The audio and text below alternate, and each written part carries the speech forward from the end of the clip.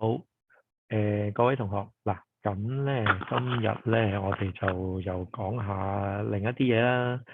係啊，因為 Mr 原本想上個禮拜都講噶啦呢個，咁但係咧就你知上個禮拜又要對卷啦，有好多嘢整啦，咁就好忙。咁咧我今日得閒咧就整緊你哋個 Teams 啦，準備定你哋嗰啲筆記啊嗰啲嘢，咁整下整下諗起啊係喎，呢樣嘢我其實想講，想同你哋講嘅，係啦呢單新聞。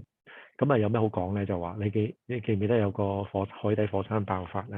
湯加叫湯加，係啦。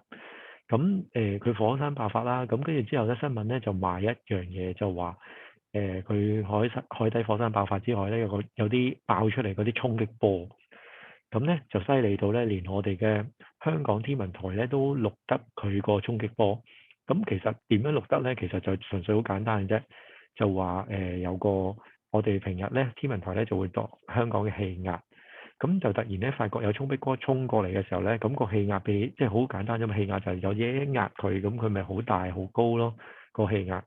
咁就高咗幾多啊？咁大概高咗2個800卡度啦。你話2個800卡唔係好高啫，咁唔係啊。其實突然咁樣跳一跳咧，其實都幾大件事嘅咁樣樣。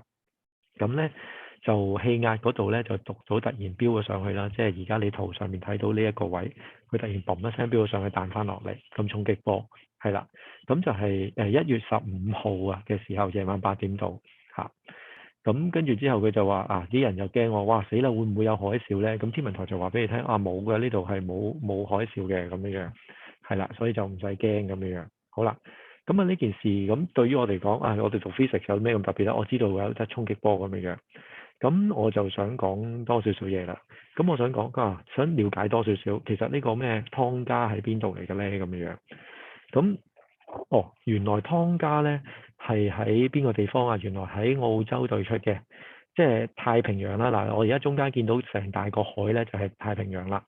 咁太平洋嘅東岸就係墨西哥啦，就至於美洲啦咁樣樣，北美、南美都好啦。嚇，咁太平洋嘅西岸即係我哋啦，同埋澳洲啦咁樣樣。南半球就有澳洲啦，北半球就係我哋啊，菲律賓啊、印尼啊、日本啊咁樣樣。咁湯加喺邊度咧？湯加就喺呢度。咁佢個島喺呢邊咧，對出咧，咁佢就有個海底火山，咁佢就爆發，咁啊湯加海底火山啦咁樣樣。咁佢大概個緯度係幾多咧？呢度我都寫咗啊，南緯20.57度，係西經175.39度，就唔係我哋嘅東經。你嗱，只見到一條線好奇怪咁樣樣啦，嚇東西經咁樣樣。咁你話喺香港嘅右邊點解唔係東經嘅？因為地球圓㗎嘛，其實佢係近呢邊多啲嘅條線咧。正式嚟講，呢條線先至係嗰條180度嗰條線，係啦咁樣樣。咁有啲就係因為政治原因啦，所以先至會畫咗呢個咁嘅框出嚟嘅啫。咁但係其實如果 physically 咧計數學咧，就去到嚟呢度呢條線就係正180度。同埋負180度，即係西經180度同埋東經180度嗰條交匯嘅線，係啦，咁即係過咗去咧就跳咗去第二日咁樣樣啦，係啦，咁 anyway 唔好理佢住啦。咁由呢度咧，我哋喺 Google Map 嗰度咧就對到啦，由呢度拉到嚟我哋嘅香港喺呢度啦。咁大概幾多公里咧？就9000公里。咁喺 Google Map 嗰度度到㗎啦，咁啊9000公里嚇。9000公里，咁又如何咧？咁樣9000公里，咁9000公里咧就下一步咯喎。嗱，咁先睇呢幅圖啦。呢度我知道9000公里，咁我想度佢嘅衝擊波，個速度啊。咁個速度點搞咧？咁我哋慢慢嚟咯喎，逐步嚟先。首先，嗱，從天文台呢幅圖咧，我就淨係睇到佢8點半嚟到啦。咁但係佢幾時爆發咧？咁啊睇翻網上面嘅資料啦。爆發嘅資料係呢個，爆發資料咧就係1月15號 UTC，即係國際時間啦，係啦。咁就係4點14分，凌晨4點14分。咁凌晨4點14分同我哋香港時間差幾遠咧？香港係正8啊，唔係加8。咁即係話香港嘅晏晝12點14分佢爆發，係啦。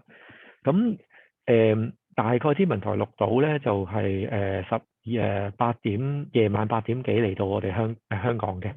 咁但係你見呢個數字咧唔夠準確，咁點咧？咁你記唔記得我哋學校有個氣象站噶嘛？咁我又上翻網喎，揾翻我哋學校嘅氣象站。學校氣象站咧，我咪睇下有冇呢個衝擊波啦。啊，不約而同地咧，嗱都幾靚喎！你睇我哋學校條線，又係咁樣樣慢慢上，跟住之後突然飆高咁跌翻落嚟，咁樣又係個形狀都超級似嘅，其實都係啦。咁而家最重要個 point 喺邊度咧？最重要個 point 咧就係最高點呢一點係幾時？咁呢個最高點咧，好似係8點20、21分到啦，係啦，8點20、21分，好呢度啊21分。同我哋平均嗰個氣壓高咗幾多咧？嗱，我又可以睇翻咯，大概平均氣壓咧係呢度到啦，大概 interpret 係大概呢個位置1020啊嘛，咁佢最高1021.8，即係接近兩個八百卡呢度，即係係啦，兩個八百卡度。咁兩個八百卡大家都知嘅，即係影響到水位兩 cm 度啦，大概個高度係啦。好，咁翻嚟先。咁由呢度到嚟呢度，佢爆發係12點幾，香港接收到咧係8點20分，咁即是大概係8個鐘頭睇先，8個鐘頭06分鐘7分鐘到啦，係啦。咁你除翻60啦，咁即是8個鐘頭8.1個 hour 啦，係啦。咁距離頭先講咗啦嘛，係有9000除8.1，大概咧你除到之後咧，距離除時間就係速度啦。咁大概知道咧呢個嘅衝擊波咧衝過嚟嘅時候嘅速度咧，大概係1111 km/h。好啦，你計完之後，有啲人就唔理佢啦。咁就當然話，唔理啦。咁啊1111咁又如何啫？咁樣。咁但係如果你讀 physics 嘅同學咧，就可以諗多少少嘢嘅。咁諗多啲乜嘢咧？咁樣。咁讀 physics 嘅同學就係諗，其實我哋有好多資訊我哋知嘅 physics，就 speed of sound 啊，即係聲音嘅速度咧係340 meter per second。咁學過啦，340 meter per second 轉翻做 kilometer per hour，即係點啊？就乘3.6。咁乘3.6之後340乘3.6，咁就變咗1224咯。咁即使話其實呢個衝擊波嘅速度咧，係個速度係用聲速差唔多，好接近聲速嘅速度咧，就飛過嚟我哋嘅香港。咁樣係啦，咁聲音衝擊波用聲音差唔多啦，係啦，都合理啦，咁樣好，咁但係咧有一樣嘢咧漏咗，咁咩嘢咧就係一陣好快會講到噶啦。嗱，總體大家知道，9000公里衝擊波8個鐘頭飛到嚟香港，係好，咁但係咧嗱，上次咧喺報紙上邊咧我諗好多同學都睇到呢幅圖，就話衝擊波喺8點鐘嚟啦，咁就一望落去，個海咧個水位冇變化喎，所以就冇海嘯啦，係啦。好多人咧就咁睇下邊幅圖，下邊就係鰂魚涌嘅水位變化。其實鰂魚涌水位變化，好多人咧就以為一望落去大概8點鐘呢個位度啦咁樣，但係其實就唔係睇呢個位嘅，係啦，唔係睇呢個位有冇變化。點解咧？因為頭先講緊衝擊波係聲音，即係空氣度衝過嚟，但係海嘯咧係水波嚟嘅。海嘯係水波咧，即是話嗰啲水慢慢湧過嚟，聲音同水傻嘅都知道啦，聲音係快啲噶嘛，水係慢啲噶嘛。咁究竟水波嘅速度係幾多咧？原來水波速度咧就係200個 kilometer per hour， 200個 meter per second。咁即是大概720個 kilometer per hour。咁大概佢個速度即係等於慢過少少啦，一架民航機啦，民航機係900度。咁慢過民航機少少。咁即是話佢飛到過嚟，即係由爆嗰下，如果真係有海嘯一下咁湧出嚟咧，其實佢冇聲音咁快㗎喎。其實咧，佢要嚟到香港咧，真真正正嚟到香港咧，要幾耐咧？如果你除一除9000公里，除翻720個 kilometer per hour，你除完出嚟咧，其實就係呢個數啦，12.5個 hour。即是話聲音用8個鐘頭衝擊波啦，聲音啦用8個鐘頭嚟到香港。咁但係水波咧就應該係12個鐘先嚟到香港。係啦，所以正式嚟講咧就唔應該睇8點鐘呢個，即係唔應該睇8點鐘呢個位，氣壓就應該睇8點鐘。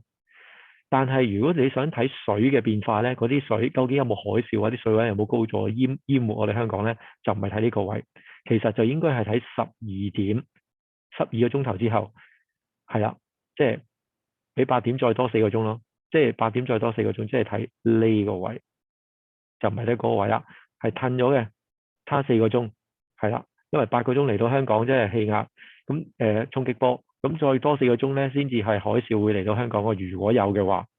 咁睇呢度大家見到其實都冇啦，咁就所以就好彩啦。